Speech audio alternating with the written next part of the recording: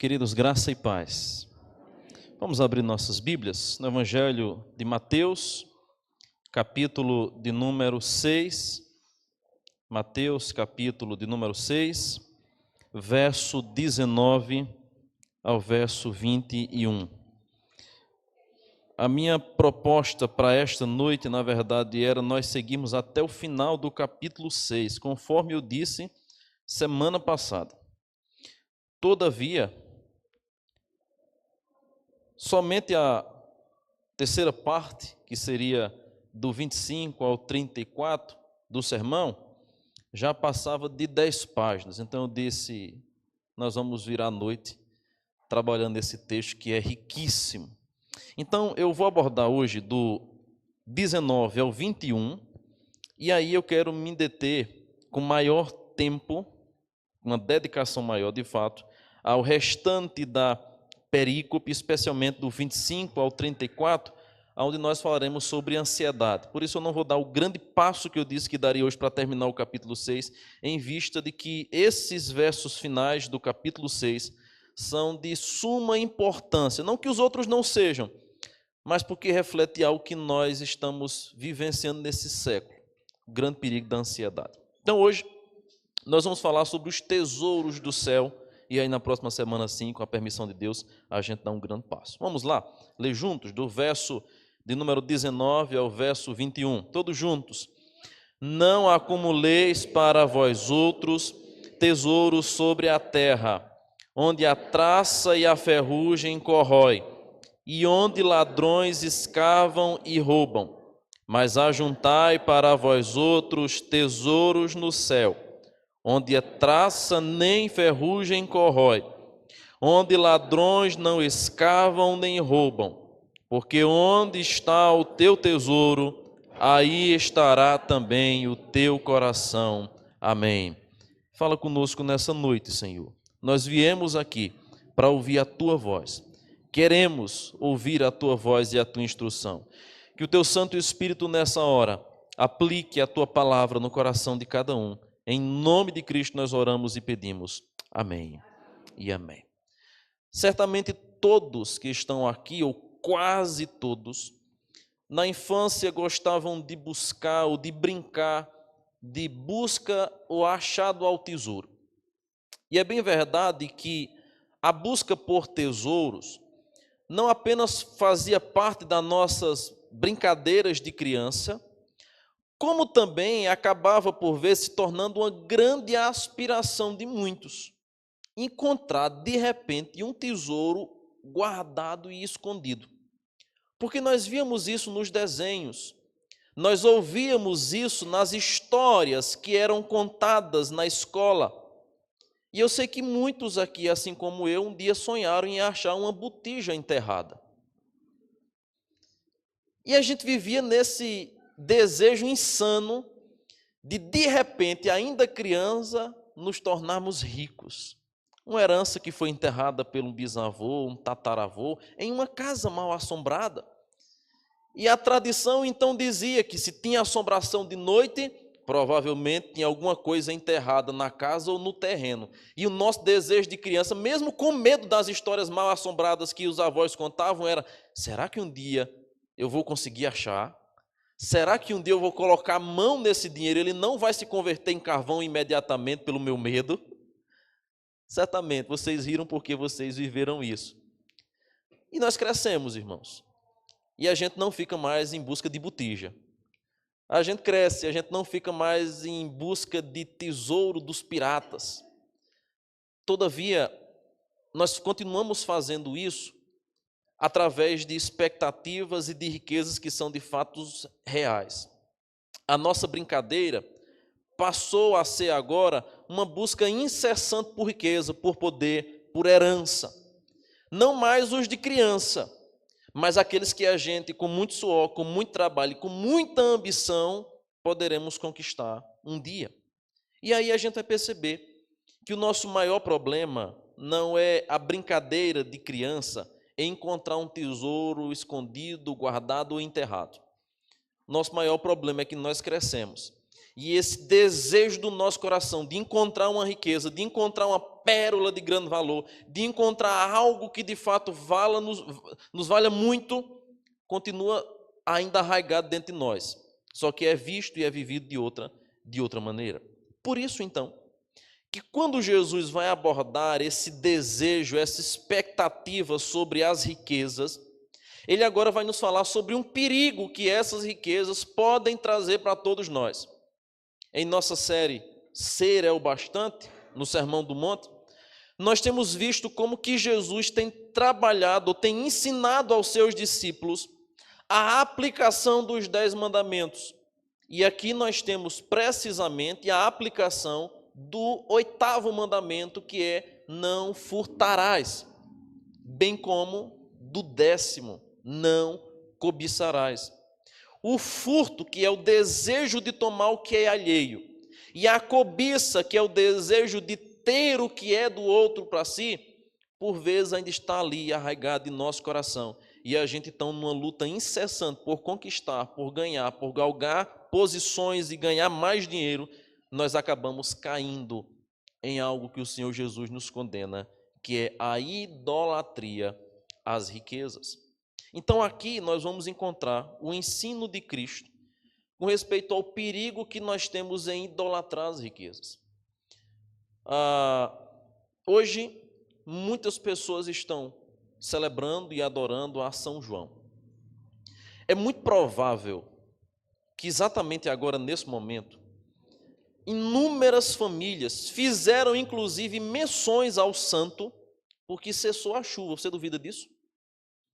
Passou a semana inteira chovendo, até hoje pela manhã estava chovendo. Mas agora de tarde deu uma aliviada e à noite não está chovendo, nem tem previsão de chover agora.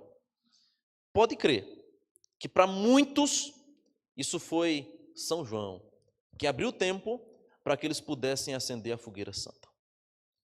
Nós não celebramos os ídolos que o mundo celebra. Nós não adoramos a ídolos feitos por mãos humanas. Nós somos crentes em Cristo Jesus. Na nossa igreja não há imagens de escultura espalhada, porque o único adorado aqui é aquele que é invisível, mas é real.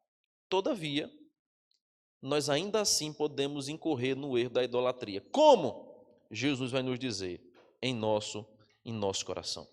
E do ponto de vista de Deus, irmãos, estes ídolos que por vezes está escondido, invisível dentro do nosso coração, são tão prejudiciais quanto aqueles que são públicos. Eu e você não temos deuses públicos, mas os deuses e os ídolos do nosso coração podem ser tão prejudiciais, e são, tanto quanto aqueles que são criados, produzidos e visivelmente expostos para todos, conforme nós encontramos no mundo. Por isso que esse texto, então, vem nos apresentar alguns valores do reino. E é sobre isso que eu queria meditar nessa noite. 3 valores do reino. Eu trouxe hoje no telão para que você grave bem isso. 3 valores do reino de Deus, que precisam ser lembrados por todos nós, diante do iminente perigo que nós temos de cometer a idolatria. Em primeiro lugar, o texto bíblico vai nos mostrar a verdade de que todos buscam algum tipo de tesouro. Veja, por gentileza, o versículo de número 19, quando o texto vai dizer, não acumuleis para vós outros tesouros. E o verso 20, mas ajuntai para vós outros tesouros no céu. Uma verdade inequívoca que a Bíblia Sagrada nos mostra é que todos nós buscamos algum tipo de tesouro. Agora a questão é, qual tesouro, qual riqueza, qual pérola de grande valor nós estamos buscando? Aqui então o texto vai nos mostrar que a riqueza é uma das formas de idolatria mais sutis e tentadoras que nós temos diante de nós. Diferente dos modelos primitivos de idolatria, que são os ídolos materializados em gesso e madeira, a riqueza é um ídolo invisível. Ainda é possível ver os seus reflexos nos prédios, nas casas, nos carros, mas o desejo pela riqueza é algo invisível, porém é real e prejudicial. Eis a razão pela qual a Bíblia não estimula esse aspecto de querer ganhar mais. Não porque seja pecaminoso, não é, mas porque aqueles que buscam algum tipo de tesouro, sem ser o que a Bíblia Sagrada nos apresenta, certamente vão acabar caindo na idolatria. E a lição, então, que nos é apresentada em toda essa perícope aqui, se você observar comigo, vai ser a ansiedade. Por isso que eu vou me deter mais tempo nessa parte, porque só o segundo tópico do sermão, que era sobre a ansiedade, já dava outro sermão, e eu deixei para depois. Porque se você ver aí, versículo 25 ao versículo 34, nós vamos encontrar a menção daquilo que nos faz andarmos ansiosos. E assim como em outros momentos, antes de entrar no tema central, o texto vai nos apresentar a introdução desse problema. E Jesus então faz a seguinte abordagem. Ele fala sobre o jejum, conforme nós falamos semana passada, a fome, o desejo que nós devemos ter por Deus. Do 19 ao 21, ele fala sobre os tesouros, as riquezas. No versículo 22, ele fala sobre a cobiça, o aspecto dos olhos. Versículo 24, mais uma vez, ele menciona os dois senhores. Ninguém pode servir a Deus e as riquezas ao mesmo tempo. Aí ele termina o capítulo 6 falando sobre a ansiedade. Por quê? A riqueza gera ansiedade sem controle pela acumulação de bens. O desejo pela riqueza, irmãos, pode nos deixar ansiosos. E assim como o alcoólatra não se contém em ingerir um pequeno gole de álcool, nós podemos também não nos controlarmos, não nos determos pelo desejo insano de enricarmos cada vez mais e mais e mais, de maneira descontrolada. E isso nos consome, isso nos rouba, isso tira a nossa paz, isso tira o nosso foco, isso traz prejuízo para a nossa vida espiritual, porque ninguém pode servir a dois senhores. A riqueza gera ansiedade sem controle pela acumulação de bens.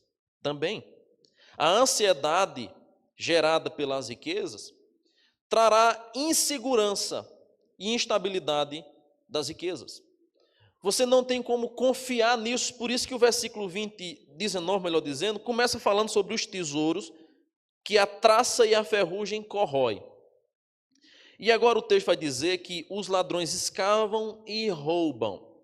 As casas da época de Cristo, aquela região da Palestina, eram feitas de, boa parte delas, palha e barro cru.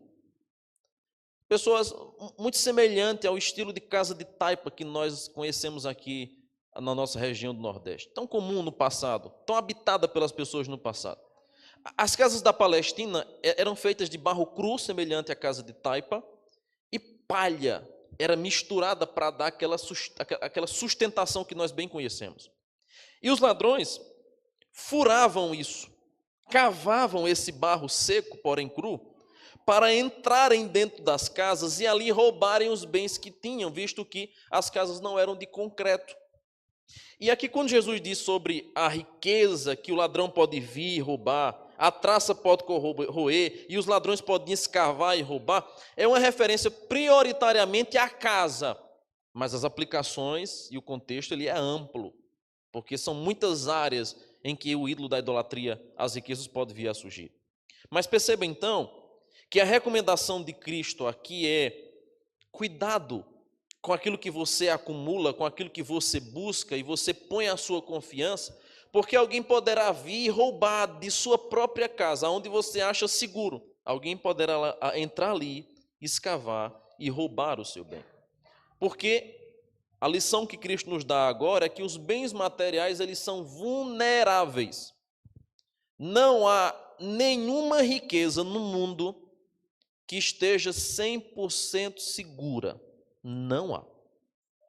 Ah, mas está bem guardado no banco. Ah, mas está muito bem guardado na minha conta digital. Ah, mas a riqueza que eu tenho está muito bem alicerçada. Dentro de um grande galpão, bem guardado, com câmeras de segurança, com cães protegendo a área, com guardas. Ainda assim, não está seguro. Há um tempo atrás, foi a notícia de uma invasão a uma casa de valores, aquelas empresas que lidam com o transporte do dinheiro, né? Você vê aqueles carros fortes, né? Sai de um banco para outro, pega o valor, leva, movimenta.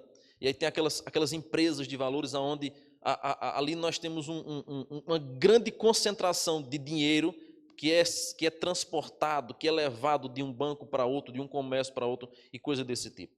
E aí passava a reportagem mostrando a estrutura que tinha em uma dessas casas de valores, onde a proteção era assim uma coisa do outro mundo.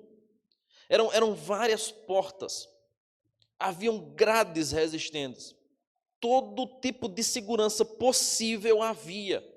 Haviam guardas de plantões 24 horas com metralhadoras na mão. Havia alarme, havia som, havia uma ligação direta para a polícia em caso de qualquer invasão, havia um acesso direto à central. Uma segurança assim absurda. Algo que alguém poderia dizer, aqui ninguém entra, não tem ladrão no mundo que roube. E os ladrões conseguiram invadir.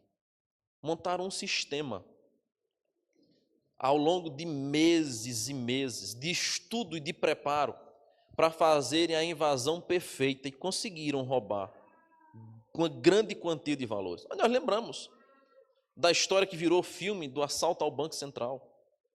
Quantos bancos já não foram arrombados por ladrões? Até mesmo aqueles que nós achávamos que têm a maior segurança do mundo. Não há lugar seguro para a riqueza. Nossos irmãos no Rio Grande do Sul viveram isso na pele esses dias. Muitos construíram casas, mansões, riquezas, fazendas. E as águas levaram em frações de horas. Muitos que demoraram séculos, ou melhor dizendo, décadas, para terem todo o seu gado, para terem sua fazenda montada, para ter ali uma grande estrutura da agropecuária, perderam tudo em horas, levado pelas águas. Então, onde está a nossa riqueza? Aonde você acha que sua riqueza, que seu dinheiro está seguro? Aonde é que você tem guardado ele? Será que de fato você tem 100% de garantia que ninguém poderá roubá-lo, que ninguém poderá tomá-lo, que absolutamente nada poderá acontecer para que você venha perdê-lo?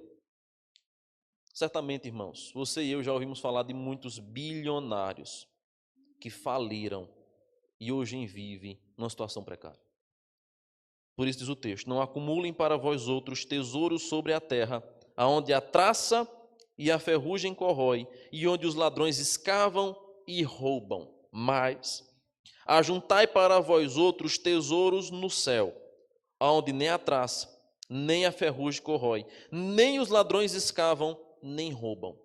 Na busca por algum tipo de tesouro, nós deveríamos lembrar que o único tesouro que não é roubado, que não nos é tirado, é aquele que nós ajuntamos e acumulamos no céu.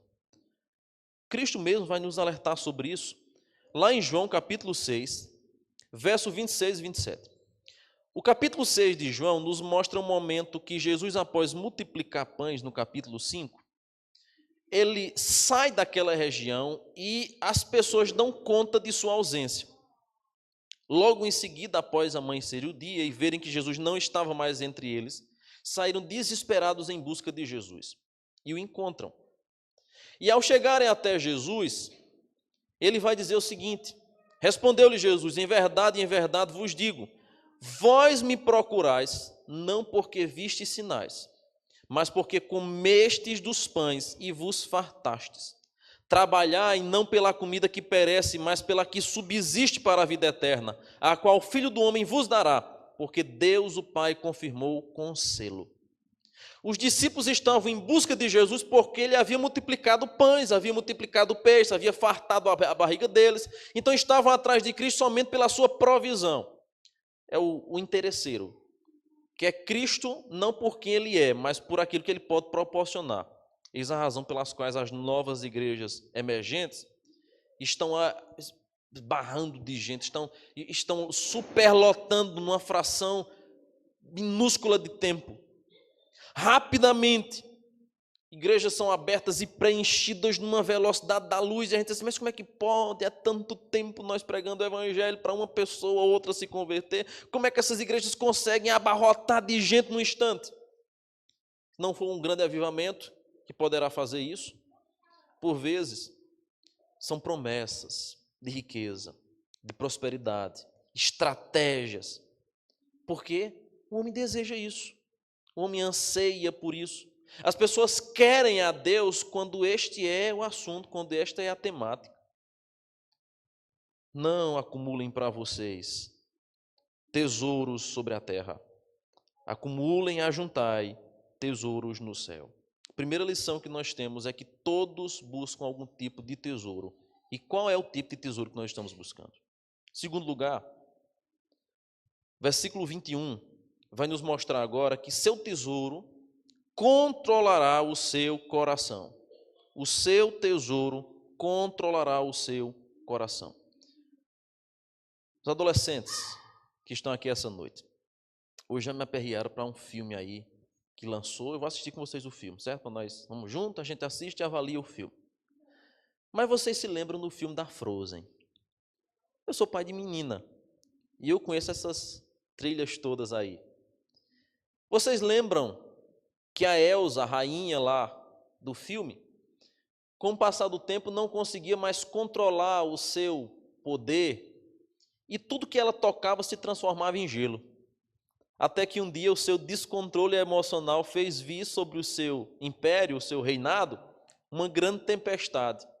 Até que um dia o seu descontrole fez com que ela atingisse a sua própria irmã com o coração gelado.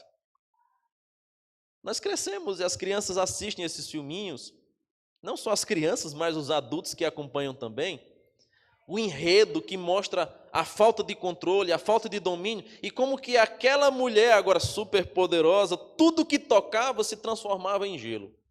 Irmãos, nós temos o mesmo poder de Elsa, não de transformar tudo em gelo, mas de transformarmos tudo aquilo que a gente toca em ídolos. E aqui esse é o grande problema que Jesus vai nos mostrar. Nós temos o poder de transformar tudo aquilo que a gente toca em um ídolo. E aí eu quero que você preste bem atenção. Como que isso pode ser feito? A pessoa que você um dia conheceu e apreciou passa a ser a pessoa a quem você não vive mais sem ela e sem a aprovação dela. O trabalho que você empreendeu para sustentar a sua família se torna a fonte de identidade, de realização que você não consegue largar e que você ama mais do que qualquer outra coisa. Talvez a casa que você um dia construiu se tornou seu abrigo e conforto para a família, mas passa agora a ser um templo de adoração aos bens. Talvez seja um filho que você um dia tanto pediu a Deus, mas que agora o impede de vir à casa do Senhor. Mas que agora é a razão pela qual o seu marido ou o seu esposo é esquecido, porque toda a sua atenção é devotada a esse pequeno pedacinho de ouro que você endeusou. Talvez seja um carro que você tanto tenha sonhado e trabalhado para conquistar, mas no momento que você conquista, no momento que você adquire, você o idolatra e o protege e o guarda mais do que a sua própria família. Às vezes eu fico abismado quando Deus relatos do tipo seguinte: meu marido não quis me vir trazer na igreja para não tirar o carro da garagem. Meu marido não quis ir me levar no comércio porque estava chovendo e o carro estava limpo, havia acabado de lavar.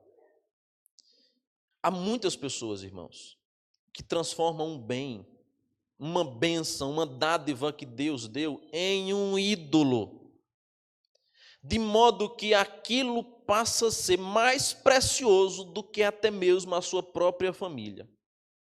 Tão precioso que nós agora, mesmo tendo todas as condições de congregarmos, de buscarmos ao Senhor, nós nos abstemos. Perceba, tudo aquilo que a gente toca pode ser facilmente transformado em um ídolo. E é exatamente essa verdade agora que o texto vai nos mostrar. Onde está o teu tesouro, aí também vai estar o seu coração. Nós endeusamos as coisas, as pessoas, as situações, os ambientes, as localidades rapidamente. As coisas nas quais nós colocamos nossos corações nunca permanecem sob controle, nunca. Se nós colocamos o nosso coração nelas, em vez de nós a controlarmos, elas que vão nos controlar e nos escravizar. É exatamente assim que acontece. E porque todo ser humano é um adorador em busca daquilo que governa seu coração, por vezes não buscará em Deus, mas buscará em coisas. Então, a segunda lição que o texto nos mostra é que o seu tesouro vai controlar o seu coração. Nós seremos facilmente controlados por aquilo que nós tanto damos valor.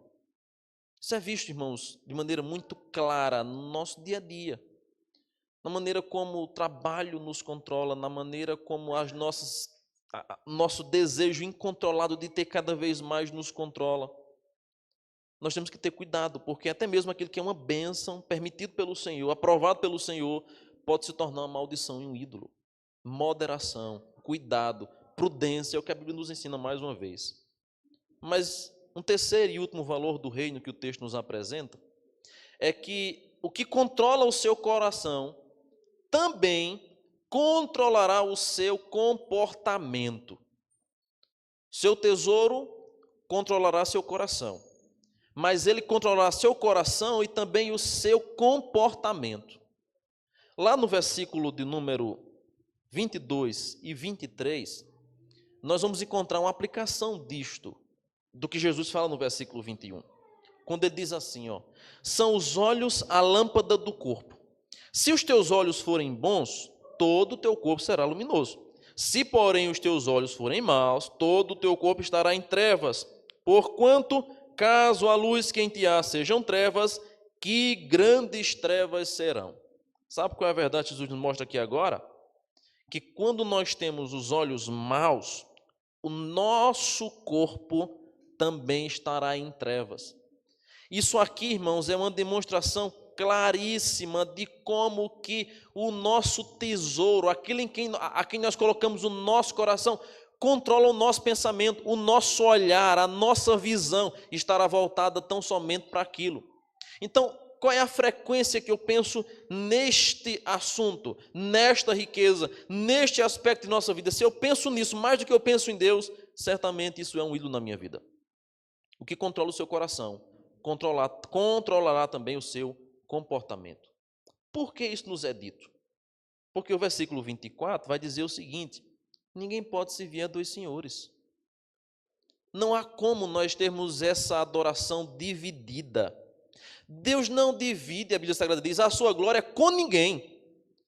Mas você não pense que é somente com os ídolos feitos por mãos humanas. Ele também não divide a sua glória com um coração idólatra, pelas riquezas, pelos bens, pelas conquistas. Ele não aceita adoração dividida. Ninguém consegue servir a dois senhores. Não podeis servir a Deus e às riquezas, ou a um ou ao outro. Aos dois não dá. Então, o que controla o seu coração vai controlar seu comportamento. Vai controlar a sua expectativa de vida. Vai controlar a sua agenda semanal. Vai controlar a sua maneira de se vestir, vai controlar o seu linguajar, a sua fala. Então vamos considerar do que é que nós mais falamos. Qual é o maior assunto que está na ponta de nossa boca? Isso revela um pouco do que o nosso coração mais pensa. Isso revela um pouco do que o nosso coração mais deseja.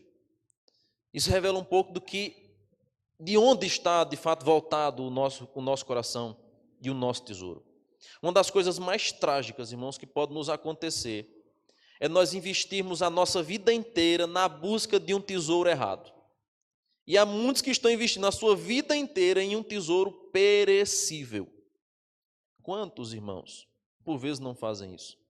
Dedicam-se a vida inteira por aquilo que não vai sobrar. Eu vi uma cena curiosa uma vez em um velório, várias cenas que a gente percebe às vezes em velórios, que mostra um pouquinho de como que o coração do homem, às vezes até mesmo na hora da morte, está voltado para bens materiais. Quem nunca ouviu falar de briga de parentes na hora do velório por causa de herança? Quantos velórios que nós já não presenciamos, os filhos brigados na hora do sepultamento do pai e da mãe, exatamente por causa da divisão da herança. Quantos não vivem um conflito familiar por causa de herança?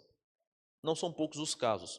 Não são poucas as famílias que se dividiram por conta da briga pelas riquezas. Mas em outra oportunidade, eu presenciei uma cena curiosa de alguém que teve o caixão arranhado na hora do sepultamento. O caixão foi arranhado. Escapuliu assim, pá. Arranhou, danificou um pedacinho do caixão na hora do sepultamento. E um parente ficou extremamente desconfortável com aquilo. Quebrou o caixão. O caixão amassou, quebrou, arranhou. Irmãos, quem é que vai reutilizar aquilo? Quem é que vai reaproveitar aquilo? Dentro em breve, aquele corpo irá se decompor. Só haverá podridão. Mais tarde se tornará em cinza, em poeira e ossos. Mas o ser humano, no seu ímpeto pela riqueza, mesmo em face da hora da morte, ainda se preocupa com bobagens, com riquezas, com ídolos que está arraigado no seu coração. Eis a razão pela qual muitos, mesmo sabendo da brevidade da vida, mesmo sabendo de como que a nossa vida se termina de maneira trágica e nós voltamos ao pó, ainda tentam criar uma pompa no cemitério. Pessoas que investem rios de dinheiro para levantar uma catatumba bonita, para colocar coisas valiosas, para mostrar talvez que ali está enterrado alguém que um dia foi grande. Pura vaidade. Pura vaidade. Dentro ou por debaixo daquilo que há é podridão. Ninguém leva para casa. Ninguém quer ter junto de si. Isso tudo reflete o que Jesus está nos ensinando. O perigo da riqueza. A ilusão que é nós nos apegarmos a coisas que um dia haverão de perecer. Aonde estiver o seu coração, aonde estiver o seu tesouro, aí também estará o seu coração. Então, irmãos, quem é o Senhor da sua vida? Quem é a fonte que jorra no seu coração e que fala a você todos os dias e todas as horas? Nossos corações, irmãos, estão sempre sendo governados por alguém ou por alguma coisa. Ou é por Deus, ou por os ídolos. Ou ele é governado pelo Senhor de nossa vida, ou ele é governado pela ganância. A pergunta mais importante para se fazer quando estiver examinando o coração é: o que está governando de modo prático o meu coração diante dessa situação? Além disso, seja o que for que controle o meu coração, isso também vai controlar as minhas reações. Isso vai controlar as minhas expressões, isso vai controlar os meus comportamentos, porque aonde estiver o nosso tesouro, ali estará o nosso coração, e isso vai influenciar o meu comportamento. As questões mais profundas do conflito humano não são questões de dor e sofrimento, mas a questão da adoração. Porque nós adoramos as riquezas, isso nos perturba terrivelmente quando nós a perdemos. Porque nós adoramos as riquezas, isso perturba a paz familiar, porque aí está o nosso coração. A lição de Cristo, então, queridos irmãos, nesses 3 versos, para não acumular, mas para juntar tesouros no céu, porque aonde estiver o tesouro estará o nosso coração, é que nós devemos equilibrar muito bem o nosso coração para que a nossa adoração jamais a nossa adoração seja voltada para outra coisa, senão para o Senhor. Aí você diz assim: pastor, mas eu nunca me ajoelhei diante do carro. Veja que coisa tola. Eu e você, quando vamos pregar os romanistas, e a gente apresenta a Bíblia Sagrada falando contra a idolatria, qual é a primeira argumentação que um bom católico faz? Mas as imagens não são para a gente se prostrar perante elas. Vem a argumentação. Não, a gente olha para as imagens, a gente lembra de quem foi, do que fez. E assim a gente é lembrado através de... Eu já vi muitos padres fazendo exposições desse tipo nas suas paróquias. Não é que a gente adora as imagens, irmãos. É que elas nos lembram dos santos na fé, aquela coisa toda. Queridos, Talvez a sua desculpa para a sua idolatria seja a mesma que esses dão. Ah, mas eu não me prostro perante isso. Mas o seu coração, mesmo sem se prostrar, continua dividido, voltado para aquele ídolo ali. É assim que acontece. Eu vi ontem com minha esposa um pequeno vídeo de um parto de uma mulher, que é muito católica, e logo após o nascimento do menino, depois de muito sofrimento e dor, porque o parto foi normal, a primeira coisa que ela disse: muito obrigado, Nossa Senhora, minha mãe querida, minha mãe amada, eu te adoro. Irmãos, perceba como as pessoas rapidamente tiram a adoração que deveria ser dada ao Senhor para os ídolos. Mas eu e você também somos assim. Quando nós colocamos o nosso coração nas riquezas, quando nós colocamos o nosso coração nas nossas conquistas, ao invés de nós primeiro agradecermos a Deus e devolvermos para Deus o que lhe é devido em reconhecimento, a gente naturalmente diz: não, isso aqui que conquistou fui eu que derramei o meu suor, é meu. Aonde estiver o seu coração, ali também estará o seu tesouro. Ou o inverso, né? Aonde estiver o seu tesouro, ali estará o seu coração. Há uma fábula que de vez em quando eu conto para crianças. Eu não gosto muito de fábulas, mas às vezes elas são necessárias para nos ensinar uma grande lição. E às vezes o que eu percebo é que nós precisamos aprender mais com as crianças, ou com a maneira que eles aprendem. A gente teve esse teste social aqui recentemente na igreja. Eu ensinei às crianças os 10 mandamentos, e os adultos começaram a aprender a partir das crianças, porque não sabiam nem qual era o primeiro mandamento. Se eu perguntar aqui, é capaz que os irmãos ainda titubeem em falar quais são os 10 mandamentos. Mas as crianças aprenderam, nos ensinaram. E é uma fábula que conta a história de uma pobre mulher com uma criança que passa perante uma caverna e escuta uma voz misteriosa lá de dentro que dizia: entre, apanhe o que você desejar, mas não esqueça o principal. Lembre-se, porém, de uma coisa: depois que você sair, a porta se fechará para sempre. Portanto, aproveita a oportunidade, mas não esqueça o principal. A mulher entra na caverna com a criança no colo e se depara com riquezas, muito ouro, muito dinheiro, coisas preciosas. E entusiasmada por aquela grande e vasta quantidade de riquezas, ela coloca a criança no chão e começa a catar o máximo possível em seu avental. Passado um tempo, a voz mais uma vez ecoa dizendo: você só tem 2 minutos. Junte tudo o que você quiser, mas não esqueça o principal. E a senhora avidamente e rapidamente começa a juntar tudo e coloca o máximo de riquezas possível na sua roupa, no seu pescoço, entre os seus braços e sai, porque a caverna estava prestes a se fechar. Mas esquece a criança. E a voz misteriosa havia dito: carregue tudo que você desejar, mas não esqueça o principal. E a historinha que a gente conta para as crianças é preciso ter cuidado com aquilo que de fato é valioso, porque aquela mulher perdeu o seu filho, buscando as riquezas. É apenas uma fábula. A gente conta para as crianças. Mas eu e você deveríamos lembrar disso como sendo a verdade que o próprio Jesus tanto nos ensina no Sermão do Monte. Não esqueça o principal. Você pode desfrutar de tudo que o Senhor lhe dá nessa terra, que você conquista nessa terra, mas não esqueça o principal. E nós, irmãos, por vezes estamos agindo como a senhorinha da fábula. Nós estamos tão preocupados em ter mais riqueza, mais dinheiro, mais poder, mais posse. Isso não é pecaminoso, mas se torna pecaminoso porque nós esquecemos o principal.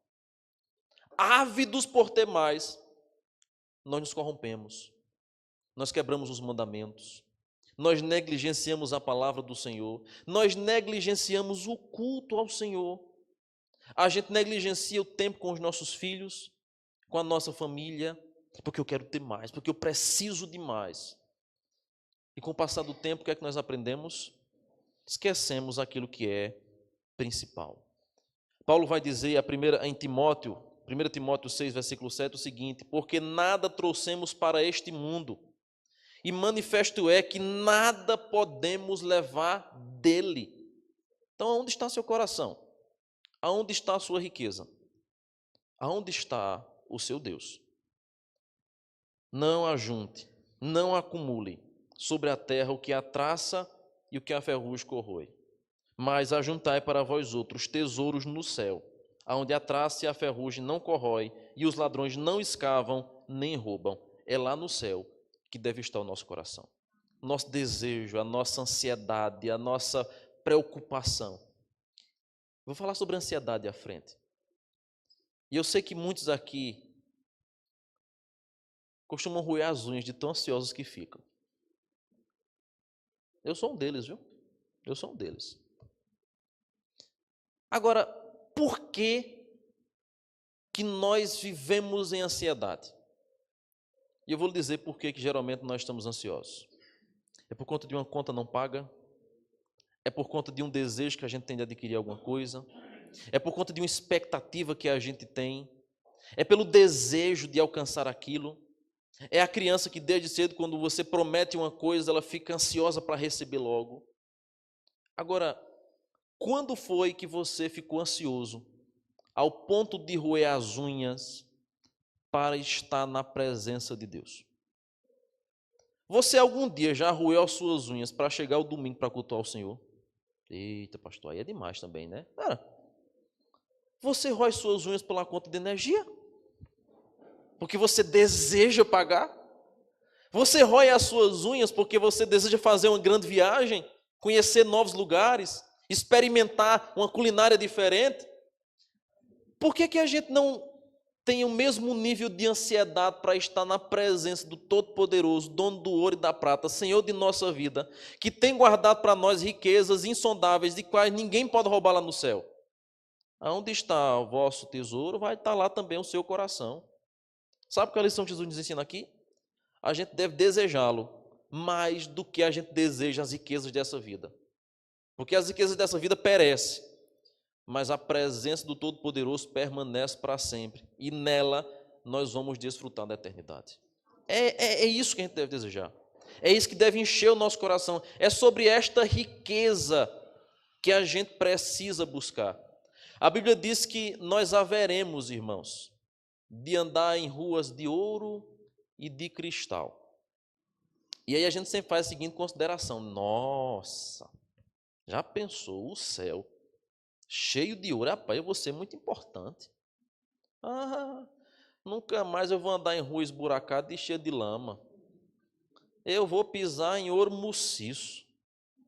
Mas perceba uma coisa. Uma vez em conversa com o presbítero Alípio, ele mencionava esse detalhe que a gente não se apercebe muitas vezes. O fato da Bíblia Sagrada nos dizer que nós vamos pisar em rua de ouro e de cristal, não é porque a gente agora vai ser grandioso. Eu vou andar como se fosse na calçada da fama, coisa chique. Não. É porque no céu, a presença do nosso Deus, ela é tão valiosa, ela é tão preciosa, que o ouro só serve para ser pisado. Então, quem é de fato nosso maior tesouro? Quem é de fato nossa maior riqueza? Não é as coisas desse mundo, irmãos. Porque um dia o ouro que nós tanto desejamos alcançar, um dia será pisado por todos nós. Mas a presença do Todo-Poderoso, não. Ele vai continuar sentado no seu alto sublime trono, todos rodeados diante dele, derramando, dando a ele a adoração que lhe é devida. As coroas que a Bíblia Sagrada tanto fala, né, os galardões serão entregues em adoração a ele. Tudo será voltado para ele, porque ele é o dono de tudo, do ouro, da prata, de minha vida e de sua vida. Então é a ele que a gente deve buscar incessantemente. Aonde estiver o vosso tesouro, aí também estará o seu coração. Que nós possamos, irmãos, desejar, mais do que a riqueza, a presença do nosso Deus, o Deus Todo-Poderoso. Vamos ficar em pé, vamos orar nesse instante.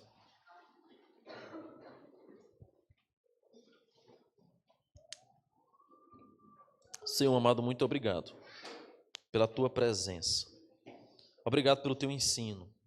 Obrigado, Senhor, porque através de tua palavra nós somos descobertos.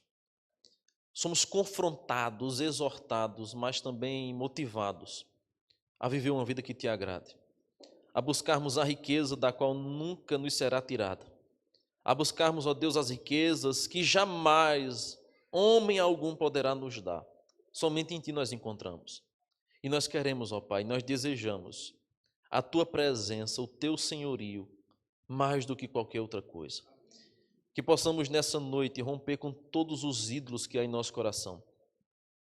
Que possamos nessa noite estabelecer em nossa vida os valores do reino, os valores da vida eterna, as riquezas da vida eterna.